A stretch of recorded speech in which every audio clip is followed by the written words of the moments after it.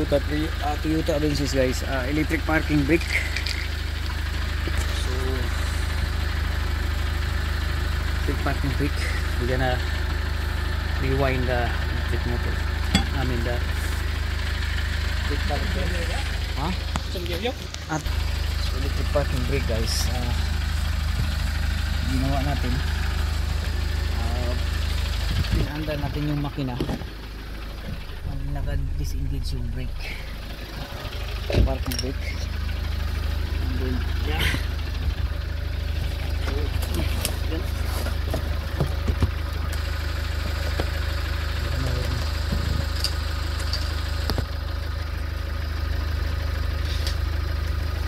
Tapos yung kabila,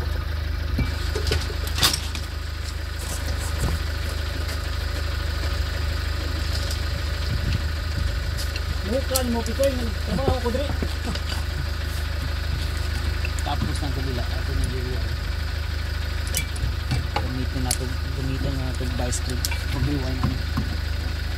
So natin tayo obviously kinahanglan na siya po, saka pwede din siya i-rewind sa gamit ang bicycle, no? So pero tuyo ka na niya, remove isang probe pan. Ang purpose na para mo-compress ang decompress ang brake piston papunta sa yung home position. And then, yeah. So, pakita ko sa inyo kung paano. Ganito lang yan siya.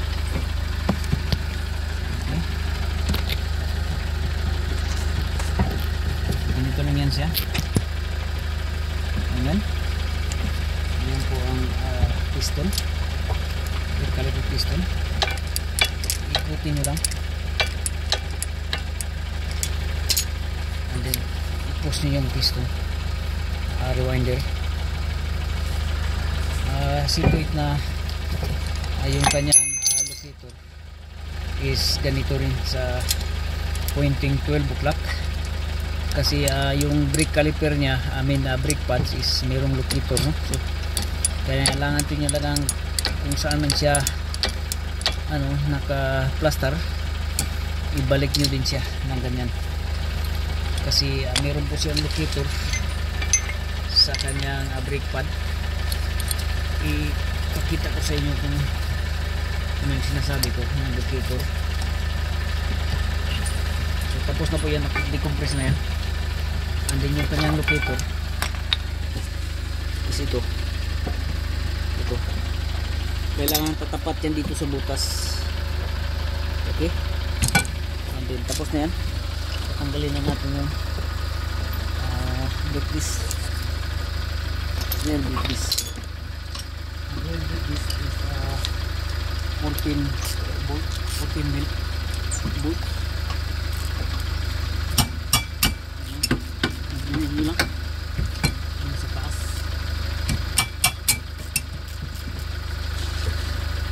Kailangan na po ito, kinahanglan mabilisan po ito dahil hindi po natin ginagamitan ng computer ito.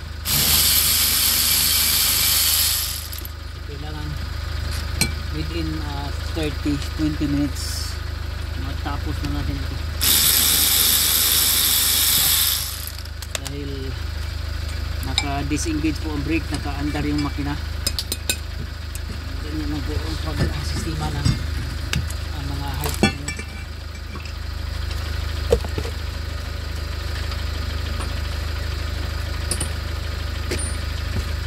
So kinahunter lang natin yung intelligence computer. So dito lagyan din natin ng grasa dito, yung kanyang slider dahil tigas, tigas na wala na siyang grasa.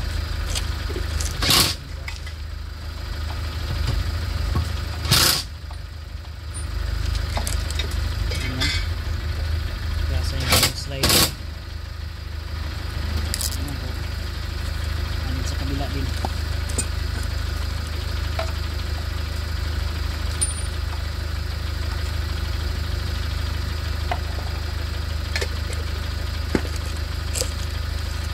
nasa yung slider. Okay. And then hanggang nasa labas yan, kabit nyo na rin yung kanyang brake pad. Janitor ka to ha? It is janitor.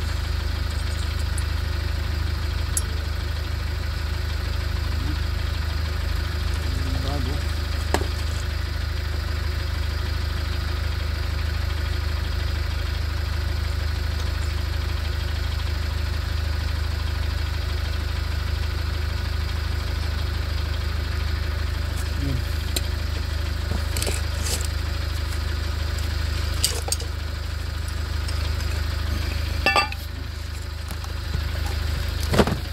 Tarong yun sa tag-iya guys, tarong yun sa tag-iya pagbutang. Ayos lang yan. Yan po naman.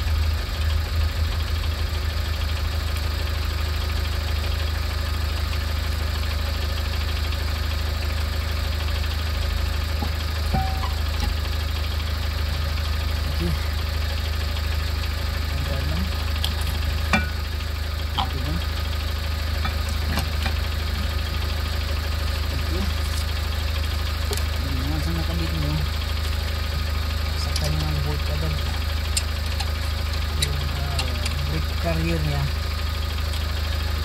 hindi niya ng bolt agad para masaya.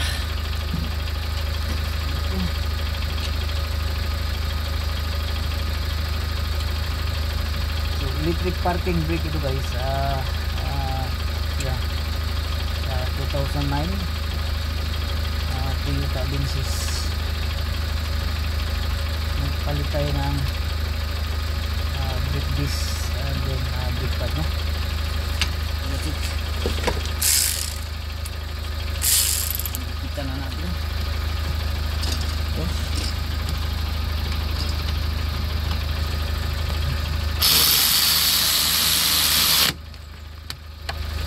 Yes.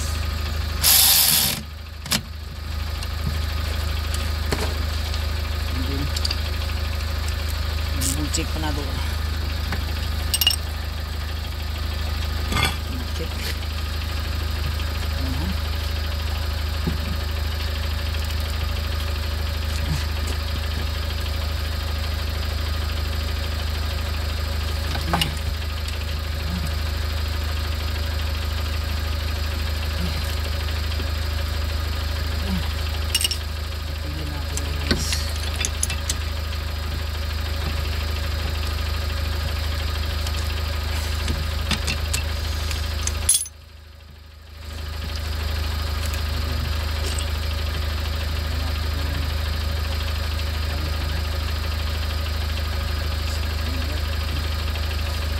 Dat mana nih bayar dan kabingaw ang tagiya nih.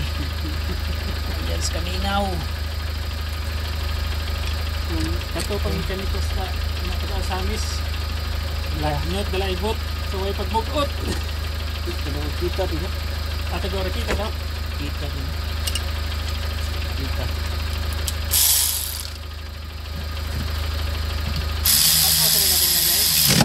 Mo-appear mo to sa notification ako sa baba. Pero wala siya ka kuha nga kuha gamitan lang computer dyan. Oo. Pag nindot ko yung computer. Nindot to yung computer. Isa ka to. Palit yung zero ko ato kung mato na ko Pinas. Oo, nabi tayo naggan ito nga one page. Sada lang. Sada o. So, pwede na siya guys. Ayos na siya. Ang atong buhato na ni since naka ano pang yung engine, no? tumatakbo yung engine, tapos naka-disengage yung brake. Oh, itaw ng ligid paliog. So naka-disengage ang brake, guys. So electric parking brake ito. Hindi natin ginamitan ng computer. Pinandar lang natin yung makina, and then ginamitan natin ng trick yung ECU niya.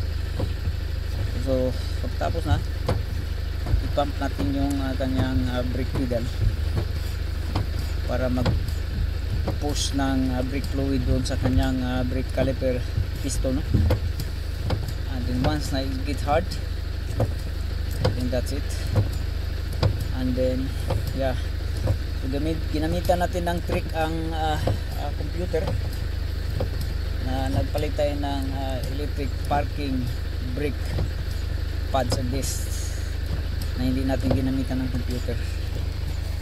So gamitan natin ng trick, and then once na it gets hard, yun saka nyo na i-engage parking brake, like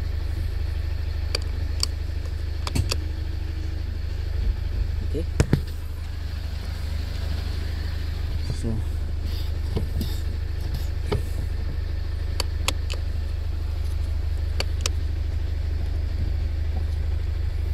So nag-engage yung kanyang parking brake, kita nyo, engage parking brake, release,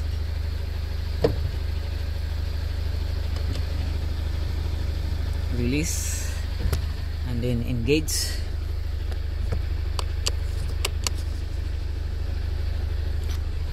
engage, release,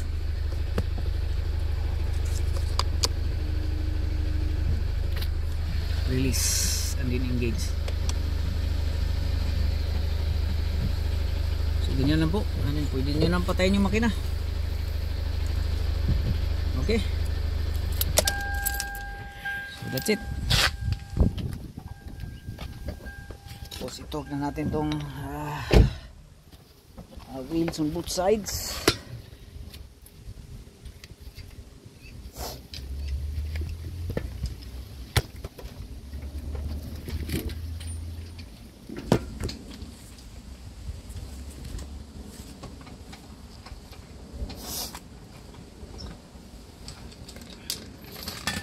Ato 120 Newton meter.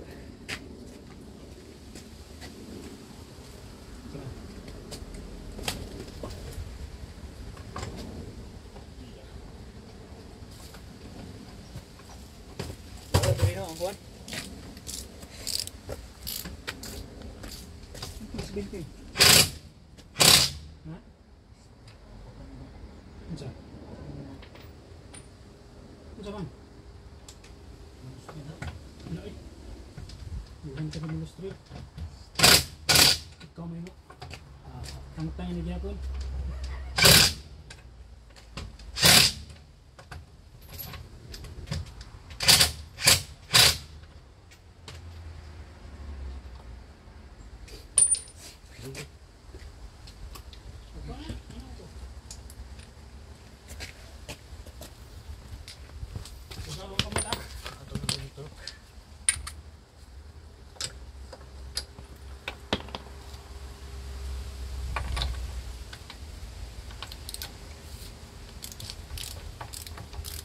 Awa rin mo na siya.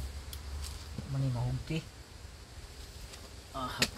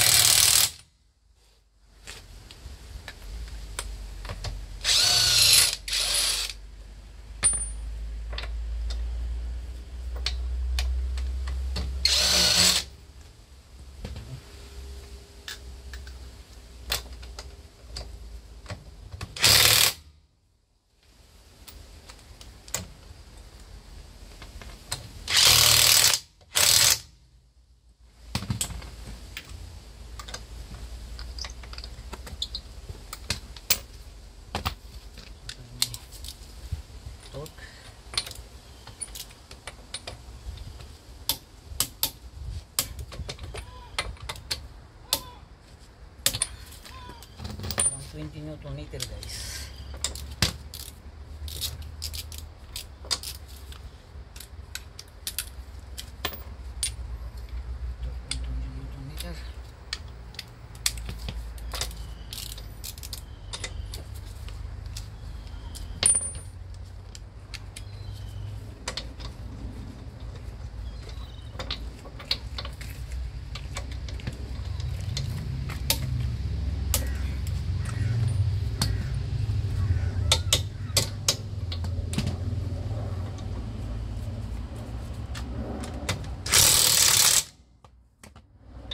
Straight na na.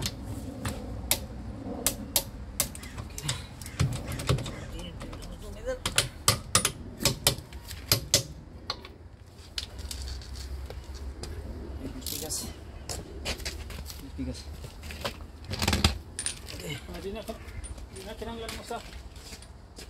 Pusin ano.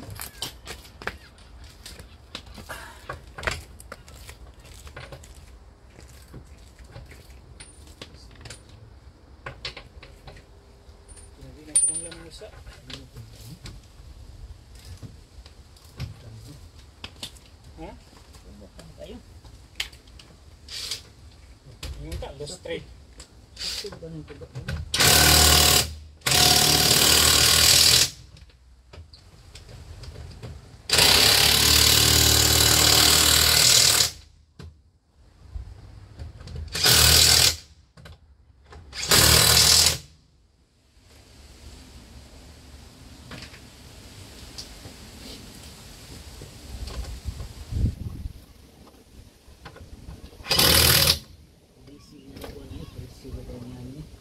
Palitan na ako niya.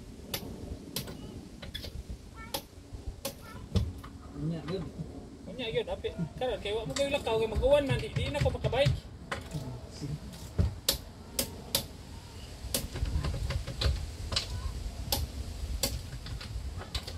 Asay duol nga ko Andre.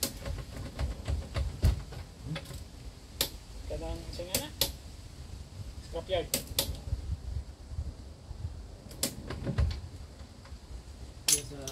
Builder. Builder? Builder ba? Yes.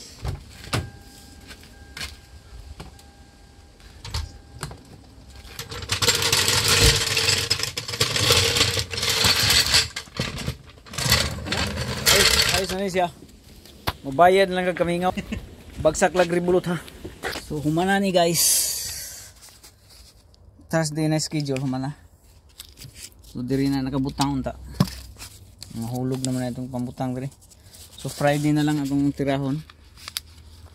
Friday ugma ay nabili no ang schedule. So thank you for custom. Thank you. So mga nahuman karon. Kini gahapon. Kini atong kini karon ang Toyota.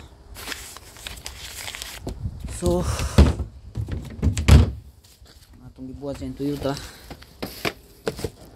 full service and then front brake and rear brake. So ang nangyari sa yung Toyota guys is pagka kayo hindi magpa kuha ng regular service, titingnan nyo yung fuel filter, sobrang dumi na po yan, na itim na. So kailangan nyo po magpa-service guys pagka more or less 6 months to 1 year. Do not base on the mileage, because you know why? When you're basing the mileage and then when you are in the traffic, then the speedometer or the mileage is not working, but yet the engine is still running, so it doesn't count. So the counting there is once you turn on the key. So that's it, the countdown starts on the service countdown once you turn on the key, and that's it. So more or less 6 months to 1 year. Again, do not base the mileage, because mileage is nothing guys, nothing, because once you are in the traffic and yet the engine still working, so it's no good, no? So let's so find out for more. Thank you.